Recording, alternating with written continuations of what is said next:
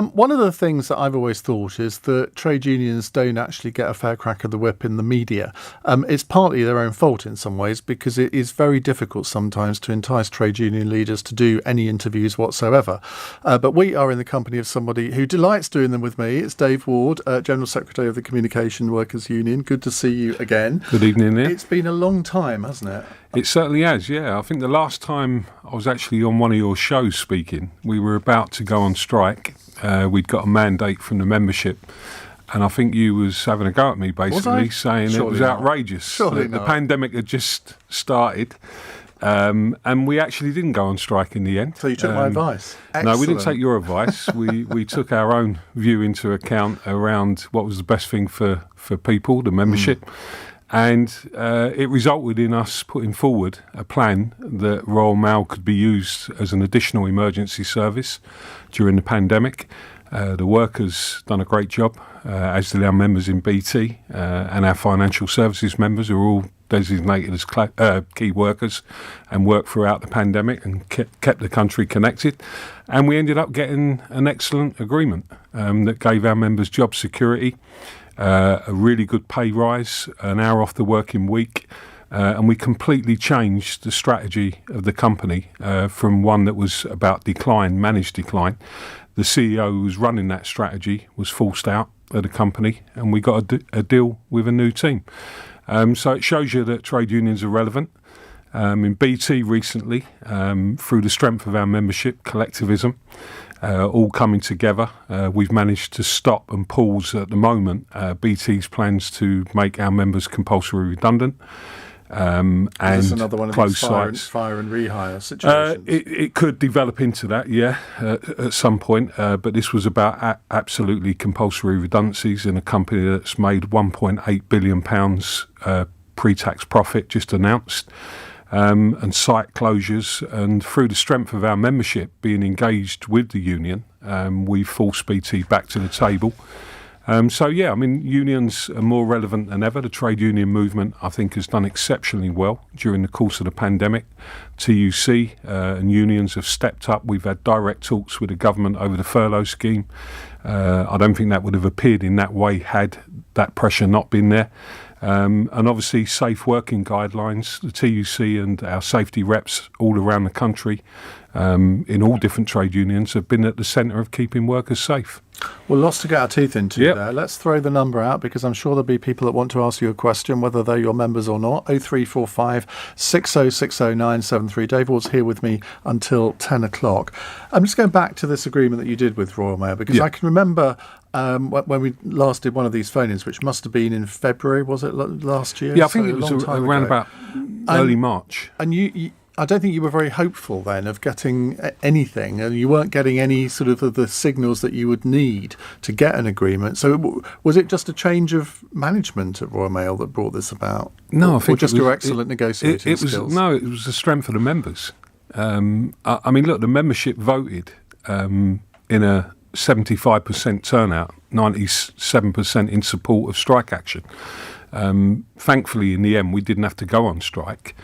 But what it proved to the company was that they'd lost the confidence of the workforce, and that led to the CEO at the time, who just wanted to really basically abandon Royal Mail as the company it is today and turn it into just another parcel courier. And I think he had more ambitions internationally than protecting the universal service in the UK. And it would have been all the normal things, lower terms and conditions, anything that grows in the company was going to be put into a new company, and just let Royal Mail wither on the vine.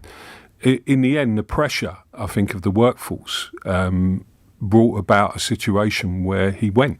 He was forced out of the company. But who forced him out? Well, I'm going to say to you that the feelings of the membership played a big part in that. And I think other managers, I think the board had to look at it, and I think the board took a decision in the end that he was adopting the wrong strategy. So it's a bright new future then? For Royal Mail, I think it's a good moment. It's an opportunity to expand the role of postal workers. That's what the deal's about, as well as giving them job security. I think it's about utilising what a postal worker does on the doorstep. They own trust on the doorstep with customers. And can we build that, as well as delivering letters, as well as obviously delivering parcels and packets? This is a good deal for the customer as well, because we've been flexible in recognising the changes that are going to need to be made. That may include, sort of 7-day working as well, with proper shift patterns, though, not where people are forced into things that they don't want to do. And it's all about, can we build a new portfolio of services for Royal Mail? Can postal workers, for example, deliver medicines, help people who are vulnerable, help the elderly? We're really interested in talking to businesses about what particular services could be tailored to their needs more in local communities, in areas where there's going to be perhaps some regional growth. I think it's a bright future if we stick to the agreement, and if we're willing to also recognise that we've got a part to play in making sure that we are innovative.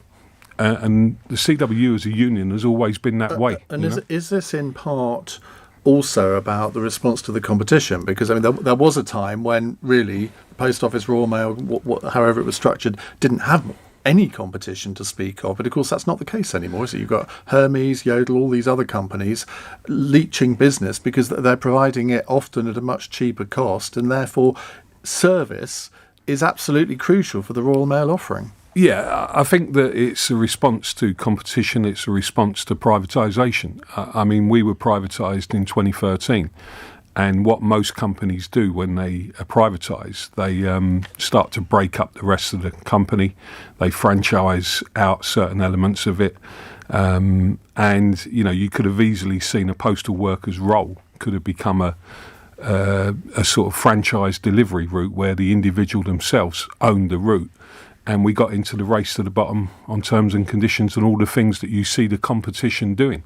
We've won that battle. We've stopped that happening. Now, I'm not saying it'll never come back on the table again, but our job now, I think, is to respond to competition by trying to up the wages of the competitors and the workers. There's 60,000 jobs, I think, have been created in the sector through the increase in parcel deliveries and online shopping. And we estimate that probably around 50,000 of those jobs are all based on insecure, bogus self-employment models. These are in the competition. And this is where people come to work. They don't have any holiday pay, don't have any sick pay, they don't have any annual leave unless they find their own cover for it. These are the things that have got to fundamentally change. We shouldn't see that as competition. We should see that as, the complete wrong approach to the world of work today. And our union, along with other trade unions, want to set out how we should go about changing the whole world of work, rebalancing back in favour of workers. And we're talking about developing a new deal for working people, their families and the country. And actually we want to take on Boris Johnson on the levelling up agenda. But we're going to do it properly. Okay, well, let's actually, because I've been doing quite a lot on that in another environment recently, so let's talk about that in a moment. But how many Hermes drivers do you have as members? We haven't got any Hermes drivers as members. There's another union that deals with Hermes at the moment. But what we are talking about, what we're talking about is actually... Shouldn't you put your tanks on? Who is it? We don't want internal competition between unions. I think GMB and Unite have some interest in Hermes. You don't want to put your tanks on their lawn, do you? Actually, what we're doing is talking about the three unions cooperating across the whole sector, setting out minimum standards for any company who operates in that sector. And we're going to tackle this properly. We're going to set standards of employment that all the competitors in what is a growing sector should be held to account on. So that's good trade unionism. That's not internal competition. That's us working together to stand up for all workers. Now, we've talked a lot in the past about the Labour Party. Obviously, trade unions heavily involved in the Labour Party, not just financing it, but in other ways as well. we're 14, 15 months into Keir Starmer's leadership now. If we'd had this conversation before Christmas, I would have probably been saying to you, well, he's doing quite a good job, isn't he? You were wrong to back Rebecca Long-Bailey. But you're now going to tell me that you're absolutely right, aren't you? Well, I don't think that's the key point, really. I think it's about where the Labour Party go. And the problem that the Labour Party faces has been decades in the making. I'm not convinced personally that an immediate change of leadership is the answer to that. But I do think that Keir has to acknowledge that he stood on a ticket of unifying the party. He stood on a ticket of still transformative policies. And he was going to do it in a more professional way and relate to people. And I think what he's done in the time that he's been elected, probably on the advice of people around him, is tell everybody that he's not Jeremy Corbyn. At the same time, Boris Johnson has stolen a march on the levelling up agenda. Now, you would think that Labour would have been able to set out a clear vision on what it stood for, with particularly for working people in the rebel seats, working people everywhere, by the way, working class people. And I think they failed to do that. So, this is well documented now. I think what we've got to do as a trade union movement is perhaps lead the way. So, I'm all up for, I want us to stay within the Labour Party. Our branches and members, they'll decide ultimately whether that's the right decision. We do that in a democratic way. But I would be arguing that we stay within the Labour Party. I don't want to personally get too embroiled in sort of all the infighting that goes on. We've got more important things to do. We're not going to wait for political change. So I'm advocating that trade unions come together and we set the path that Labour needs to follow in how it reconnects with working class people. How is that different to what's happened in the past, though? Well, I think how it's different is that we need a distinct trade union agenda. One, I was speaking about it earlier on. Unions within the TUC are talking about this at the moment, about a new deal for working people, about setting out shared industrial and political demands that we would campaign for, that we would get people behind whatever political party they voted for. And I think we can do that. That's very interesting that you put it like that. It is interesting, yeah, I agree. And I think you put it like that because you have worked out, unlike many people in the Labour Party, that 48% of working class people vote Conservative. And therefore, presumably, I don't know whether it's 40%, 48%, 56% of your members probably vote Conservative as well. So therefore, you shouldn't just be trying to influence the Labour Party. You've got to influence Boris Johnson because the electoral arithmetic shows, it's not me, someone on the right saying this, it's just as clear as night follows day, that the next election, whenever it comes, is more likely to be won by the Conservatives than not at the moment. Now, that could change, but I'm not sure I can see that change happening in time. So therefore, if you want to have any real influence over what happens, you've got to influence Conservative government policy. Yeah, we've got to influence change, for me. And I've always believed that we can make change happen. I think where trade unions are different and why my time will be focused on this, as well as continuing to be a member of the Labour Party. But this is the key focus for me. It is because we don't do politics in theory. We don't do it in ways where, you can't really change anything until you have an election. We can change things on the ground now. And I think one of the big lessons that is clearly there for everybody to see from the pandemic is that there's a deep imbalance of power and wealth in this country, and it permeates the world of work, how the economy operates, and society in general. And, I've got a feeling that most people are actually in the place where they want to see change. And I think where trade unions are different is we can force that change on the ground. But they also think, and this is where Labour has really had problems, I think, over the last few years. They think that the Conservatives are more likely to be the driver of that change than Labour. I think you've got to accept that the current polls would suggest that's true. So I'm not saying that your analysis there is wrong. What I am saying is I think people will eventually be disappointed when it comes to the levelling up agenda. I mean, Boris Johnson had a great opportunity the other week in the Queen's speech to set out proposals to improve workers' rights. He could have banned fire and rehire. That's levelling up when you take actions like that. He chose not to do that. And I think that it falls upon the trade union movement at the moment and other organisations that support collectivism. I'm thinking of food bank organisations, I'm thinking of renters associations. I think there's been a growth in collectivism during the pandemic. And I think our job is to harness that collective strength. Well, I think you're right. And I also think that there's been a sea change in attitudes with some people within government who, I gather Frances O'Grady, the head of the TUC, she's been involved in almost daily conversations with the Chancellor, Rishi Sunak. That would never have happened. And I think the pandemic has changed attitudes. It never happened previously with a Tory government, as far as I'm aware. But I've been involved in discussions with government ministers, not on a daily basis. Well, we'll get all the details of that in just a moment, Dave. So, 0345 6060 973. It's 18 minutes. Britain's Conversation. Iain Dale. Tweet at LBC. 21 minutes past 9. We'll come to your calls in a moment. We're with Dave Ward, General Secretary of the Communication Workers Union. Joseph says, well done to Iain Dale for having a worker's voice on. Dave, if Keir Starmer's Fly on the Wall documentary goes ahead, what role would you like to have?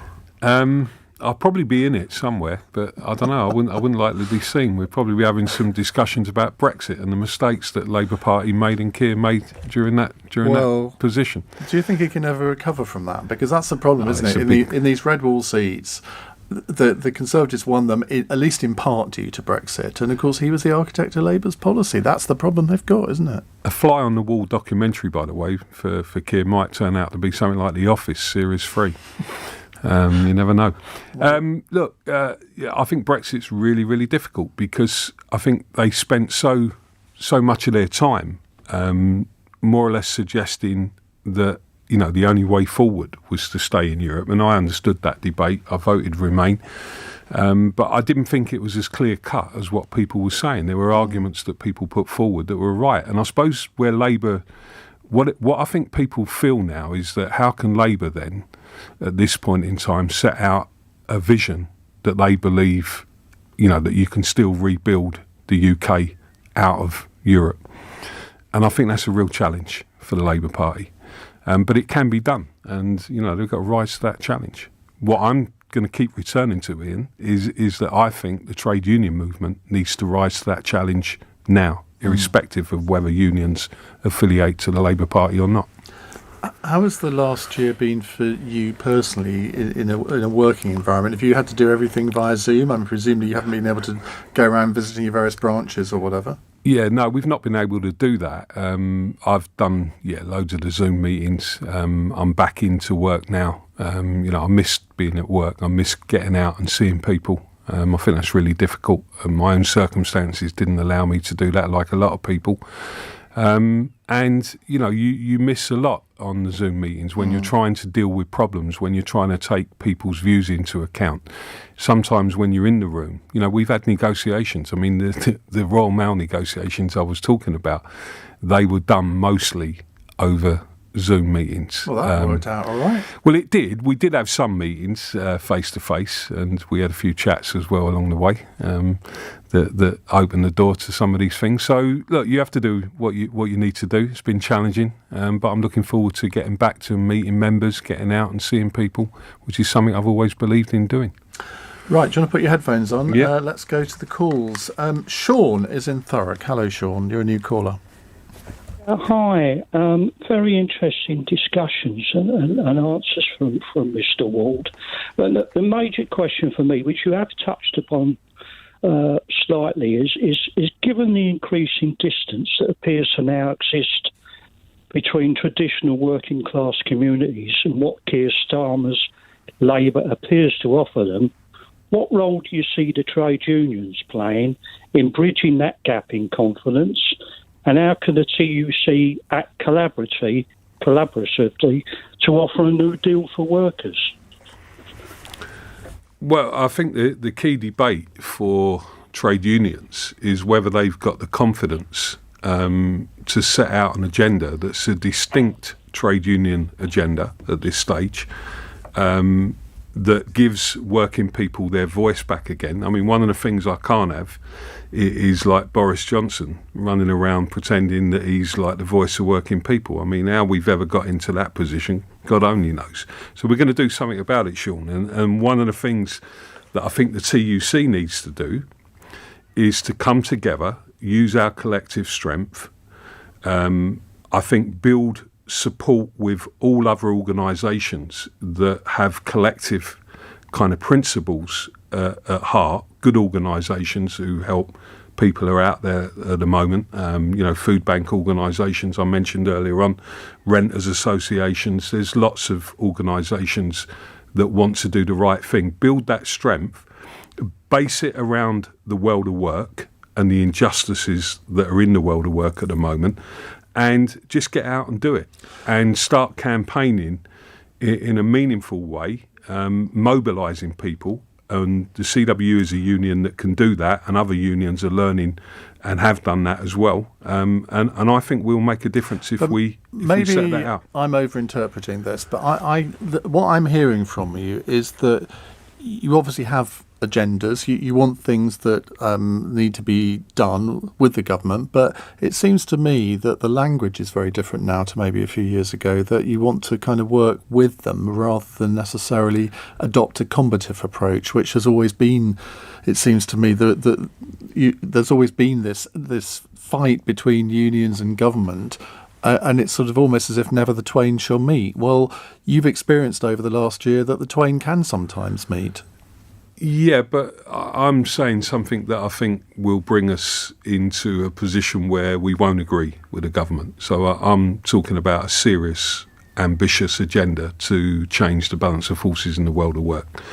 And I think we do that by a combination of being willing to talk to the government. You should never turn down talks with the government. I mean, we're often asking for those talks. I was explaining earlier on during the break that we're in the middle of some discussions at the moment on one of the industries where our members, where we represent our members. I won't go into that at the moment. But so, you have to do both. You have to campaign strongly. But my point is we can make change happen on the ground.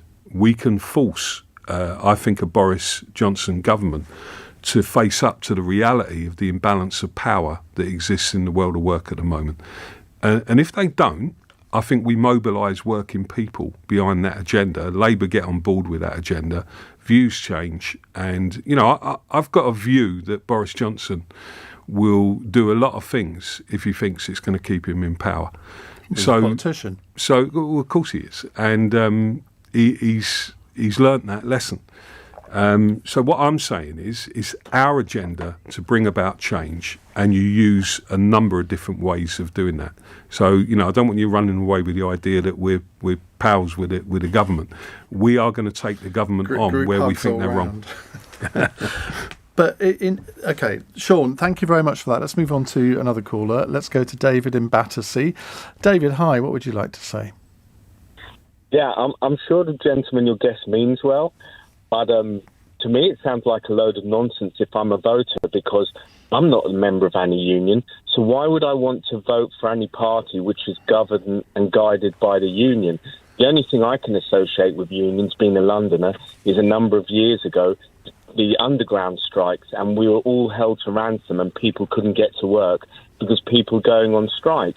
I think non-union members, people who work in industries without unions, we don't like the unions, because of how we've been affected in it in some way. And I think this comment about, you're going to have to influence the Conservative Party, the unions, that's never going to happen, because in general, the Conservative voters most probably earn, on average, this is just a very wide sweeping statement, maybe more than the Labour Party voters, and they're not members of unions. I'm not sure that's true anymore. I mean, I can't give you the evidence for this, but if you look at the Labour Party now, it is not the party of the working classes as it once was. You look at Labour Party membership, and I suspect that Labour Party members probably do earn a par with the Conservatives, but I can't prove that. I don't know what you think. Well, that's good. I was born in the 60s. Both of my parents were immigrants, came here around 1950, and when I was old enough to vote in the very early 80s, like my father, I voted for Labour, and most immigrants who came here and had low-paid jobs, they voted for Labour. My father had qualifications, but they weren't relevant here. So he used to do rubbish jobs and studied at night to become an accountant. And he quickly realised that the Labour Party just wants to, and I've seen it over many years. The messages I get is just levelling things out, dumbing things down to make everyone at the same level. And Boris Johnson is definitely not perfect. Although I vote for the Conservative, I'm more than happy to criticise him and any Conservative MP for doing wrong, as we should all do for whatever party we vote. But, the Tories always want to bring things up and be positive and improve people. And the Labour Party is just like handing out benefits everywhere, and it's the party of benefits and not going to work. Let's just quickly put that to Dave, because we have to go to the news in a second. But that shows the scale of not just your problem in convincing David that trade unions are relevant today, but it's a massive problem for the Labour Party, isn't it, what he said? It's a problem. I wouldn't agree with David's analysis. And David, I don't know if you heard me speaking earlier. That's not nonsense. We've negotiated agreements that improve our members' pay, terms and conditions, reduce their working hours, are good for customers, are good for the company. And we've levelled people up in our industry. So it's not the employer that's done that, it's the trade union. And there are loads of examples across the country during the pandemic and before where it's what workers fight collectively together for that brings about good change. So I don't agree with your analysis of that. And maybe over time, when you start to hear about the campaign for a new deal for working people, their families and the countries as a whole, then you'll get behind that, irrespective of whether you voted Conservative. Okay, David, thank you very much. I think one of the things that I take from that conversation is that people's voting habits are far less tribal than they used to be. That there are, he was a Labour voter, now a Conservative voter, but you get the right retail offering from another political party and people switch a lot more than they used to, I suspect. Anyway, we'll take more calls to Dave Ward in a moment. 0345 6060 973. It's 6 on LBC. Dave Ward is here, General Secretary of the Communication Workers Union. You can find him on Twitter at DaveWardGS. Luke is in Southend. Hello, Luke. Hi, Ian. Cheers Hi. for taking the question. Not at all. What would you like to ask? No, I think it's great that you've got a workers' voice on tonight, and I hope many more presenters will do the same. My question to Dave is, what can the trade union movement do for young people who are forecast at the moment to be the first generation in probably a century to actually be worse off than their parents? Well, this is where, Luke, I think the whole call for a new deal for working people and their families really hits home, because I think that is about changing the life chances for young people or improving the life chances for young people. I think trade unions can engage with young people by, like our own union, and all unions have their sort of young workers sections.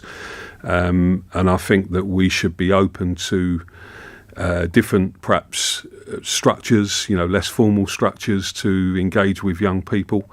I think we should be looking to organise in sectors of the economy where more young people are working. A lot of trade unions are attempting to do that at the moment, and some are having a degree of success. But for me, I think it's about, listening to young people. One of the things that I'm interested in about the world of work is that there's been a huge focus for young people on education, rightly so, over many, many years. But actually, I think that's been at the expense sometimes about recognising that some young people want to get into decent jobs fairly quickly. So apprenticeships, trade unions should be pushing to bring back proper apprenticeships So I think there's a whole range of things that we can appeal to young people on. I mean, the government actually don't have a bad record on apprenticeships, do they? No, I don't think the government have got a good record on apprenticeships, but I don't think any government in the last probably 20 years, 30 years have had a good record on apprenticeships. The point I'm making is... You've actually got the apprenticeships minister having been an apprentice herself. Well, one person doesn't add up to a good record. Well, she is the minister. Well, she's actually quite a good one, then she's going to listen to what I'm saying and really push the boat out for apprentice schemes. But employers, I mean, it's not about just the government here. It's about what trade unions negotiate with employers, whether employers want to go back to the days where there are proper apprenticeships. And this is something that I think the whole of the movement will get behind. It's one of the key policies that trade unions support. And I think it's going to be very beneficial to young people. So that's one way of definitely engaging with young people. Luke, thank you. Let's go to Kenneth in Edinburgh. Hi, Kenneth. Good evening, Ian, and good evening, Mr. Ward. Good evening. My question is going from the sort of negotiation side back to politics, and I'd be really interested to know if you think you can trace Labour's electoral issues back to electing the wrong Miliband brother as leader of the party. I just, since that point, it seems like there's been a procession of issues that have, drifted Labour further away from electoral success. And I wonder if he looks at Keir Starmer and looks him right in the eyes, whether he thinks that that's a person who can win a general election. I think you can trace Labour's electoral problems back a little bit further than that. And I would say that it goes back towards the end of the Blair period. The man who actually won 3 elections. Yeah, but I mean, we've got to be honest about this. I think it was also the period where Labour started to move away towards the end of that period from working class people. So I would say... Wasn't it more that Tony Blair was actually brilliant at constructing an electoral coalition, and that he allowed people who had been traditional Conservative voters to vote Labour again? And surely that was a good thing. Mm-hmm. Well, of course it was a good thing. I mean, look, you have to build a coalition to win an election. I mean, that's just the reality of the situation. But what I'm saying is, Kenneth asked the question directly about, did I think it was the moment when the wrong Miliband brother got elected? No, I don't. I think it goes back further than that. I think it goes back as well to the reality of these big multinational companies, the more power they've got. Potentially Labour, when it was in a position to sort of challenge some of those companies, didn't want to do that. So look, I think, the deindustrialisation of whole swathes of the country, all of these issues are part of it. The thing is now, I think it's time to look forward to the future, and I personally think that you need to have a leader in the Labour Party who's committed to transformative change. I do agree that you have to be able to put that across in a narrative that people will support and think it's achievable. But to do that, you've got to be doing that from the outset. You've got to have conviction, and then you can explain to people over a period of time that your policies are right. I mean, I think what's strange at the moment is that I've got to acknowledge that probably most people in the country are thinking that Boris Johnson has a more progressive position than the Labour Party. Well, you wouldn't say that purely on Boris Johnson's policies. You'd have to say that's because Labour walked away from working class people over a long period of time. Kenneth, thank you very much. Very good question. Richard is in Suffolk. Hello, Richard. Hello. Hi. Hi, yeah. I'd like to speak to Dave. It's the first time. Sorry if I'm a bit crackly and stuff in my voice. I've got mental health problems, but it's the first time I've managed to get to speak to you. I've tried to make contact with you through the union, through emails. My emails were in 2017 regarding an employer that I've been working for and the bullying and such forth that have gone on. I was supposed to be supported by your union, and I've been completely failed, Dave. Completely failed. I've been pushed away. I've had one of your union reps screaming down the phone at me, telling me I'm mentally not right. The union doesn't want to support me, to cancel my membership, telling me that I'm trouble, just mocking my mental health.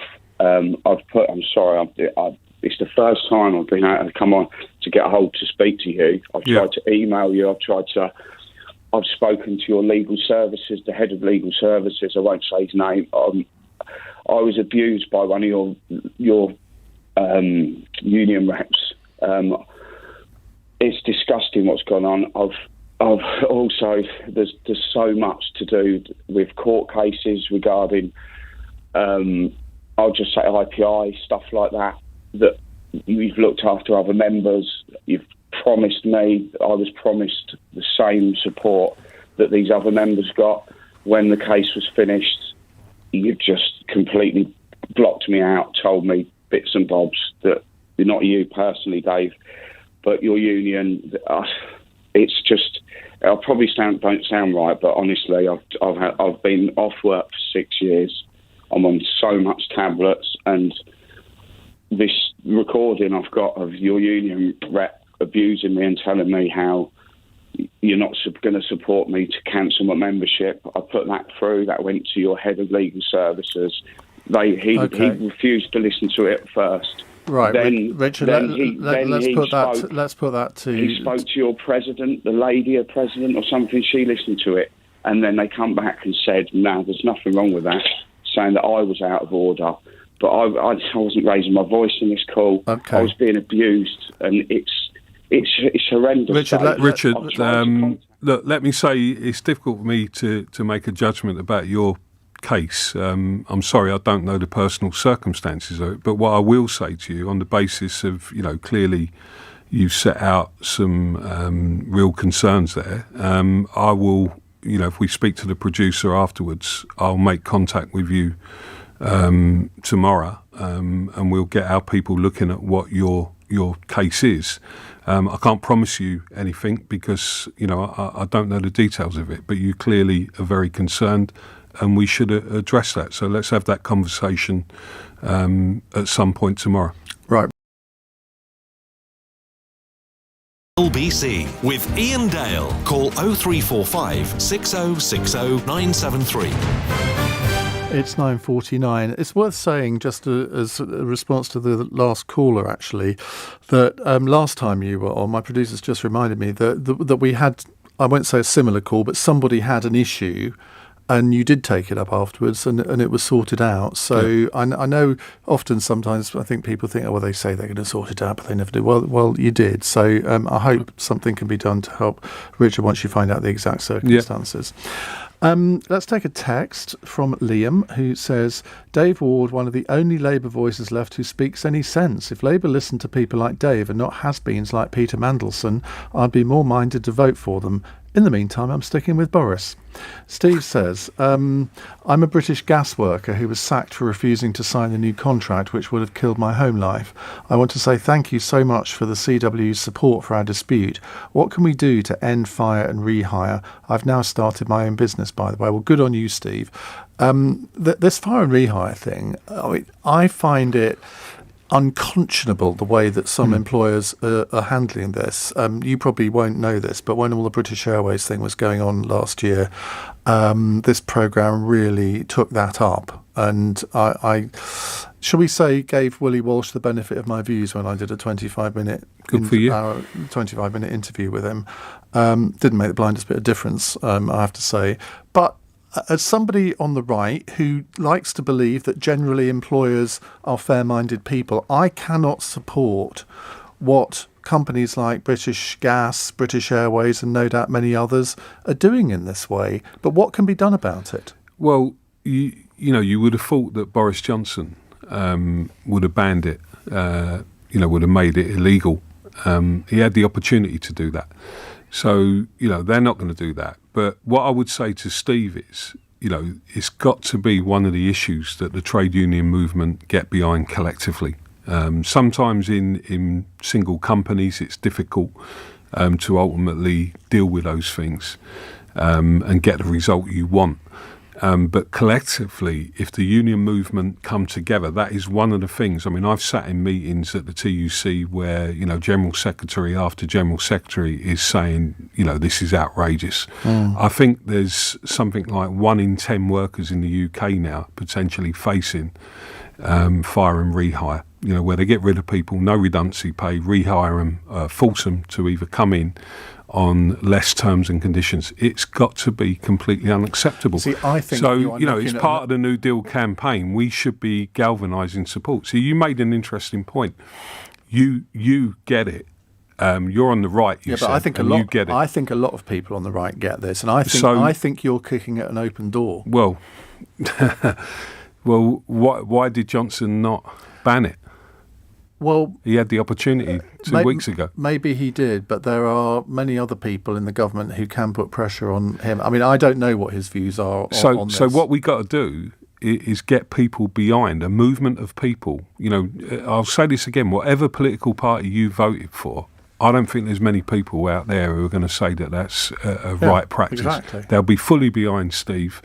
And we've got to change that. So, we didn't win that individual battle, but we can win it collectively by unions galvanising behind it. I hope, Steve, that in 5 years' time you think that was the best thing that ever happened to you, because your business will be a massive success and you'll be absolutely rolling in it. That's what I hope happens anyway. Jane says, Iain, you're right that trade unions don't get a fair crack of the whip in the media. Good on you for getting people who represent workers on for a change. Shame we can't see Dave on the telly more often because he's very handsome. You've pulled. Well, you will be able to see him actually, because tomorrow this will be on the LBC YouTube channel and Global Players. So, Jane, you can get your fix of Dave there. Now, let's go to James in Watford. Hello, James. Oh, good evening. Hi. I really think it's time that the Labour Party, along with the trade unions, celebrated the Labour Party's success historically. I think there's a perception amongst voters that the Labour Party doesn't like itself very much. And I think part of that is to acknowledge its history and what it's done well. Now, actually, you've partly answered my next bit.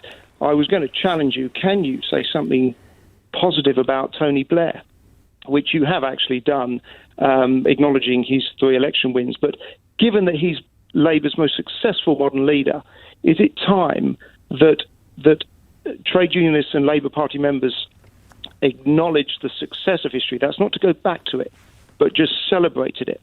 What do you think?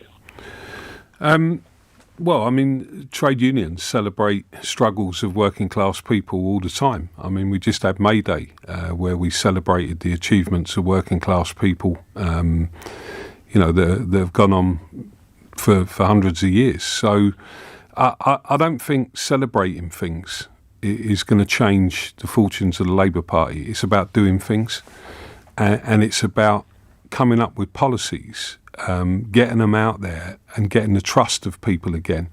And my point is that trade unions should lead the way in that debate, because we have the ability to actually make change happen whilst, not waiting for the next election. I don't believe you wait for political change. I'm a Labour Party member, have been for a long, long time, and will continue to be. But I have a job to do, which for me is about galvanising other trade unions into a collective fight to change the balance of forces in the world of work.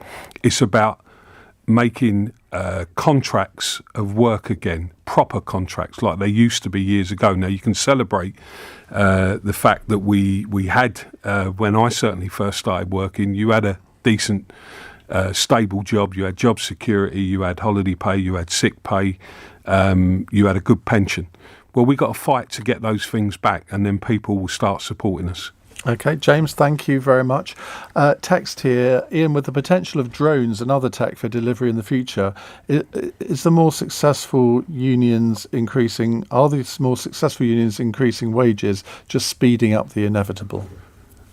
No, I don't think we are. I think that we recognise that the world is changing in our own industry, in Royal Mail. We've recognised that for many years. I mean, often it's the union that calls for more change, But we want to see innovation in a way where, the human part of this, the postal worker on the street, where we actually look at their role and we say, we can expand your role as a postal worker. There's lots of different things a postal worker can be doing because they're trusted by the public, trusted in communities. And I think there's a real challenge for industry, not just in the post, but not to write off sectors of the economy or industries. I think you can recreate the future. That's exactly what we've just done with the deal we've done with Royal Mail. It's a good deal for customers, good deal for the company, good deal for our members. And it's about creating a different future whilst recognising that there's change coming along as well. Chris in Staines says, "Evening, Ian. I'm a BA flight attendant and BASA union member. You just said that your support of us and holding our management to task made no difference. However, all of the crew in BA definitely believe you did make a great difference by shaming Walsh and our management into treating us far more fairly than they ever intended to. A sincere thank you, Chris in Staines." Well, I think the union would have solidarity, comrade. Walsh as well. He needed sorting out, Willie Walsh, didn't he? I mean, the guy is the wrong person to be leading industries. It was such a shame in a way because he was incredibly successful in many ways, but he kind of threw it all away at the end. Yeah. But anyway, I wonder if when we next meet in maybe 3 or 4 months' time, if Keir Starmer will still be leader of the Labour Party. I won't put you on the spot on that, but we will soon see.